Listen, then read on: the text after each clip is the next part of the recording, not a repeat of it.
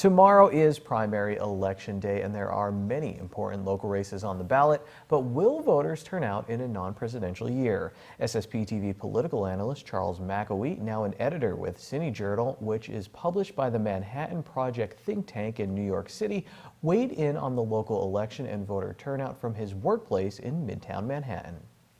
This election is a crossroads, one of the most exciting and closely watched elections in the city of Hazleton, really in years.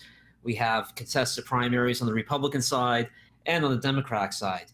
And really, tomorrow, in many ways, is a referendum on the city of Hazleton itself, its quality of life, where the city should move in the future, what are the most important issues to Hazleton's voters. So tomorrow, the questions that many voters will be asking themselves when they're at the polls are, who is the best candidate to deliver on quality of life issues, addressing crime, blight, supporting downtown revitalization, and ensuring that Hazleton has a good path moving forward for its future.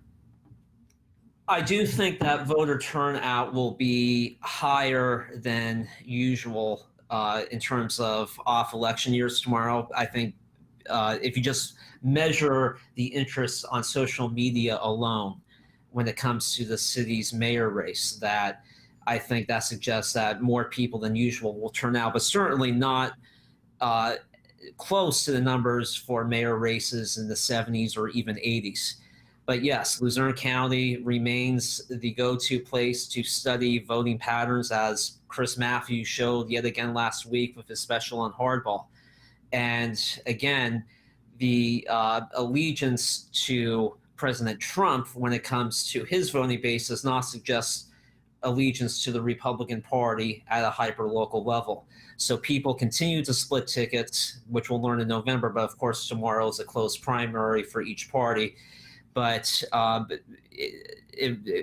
people will study the results tomorrow just to get an idea of where voters' priorities are at the ballot.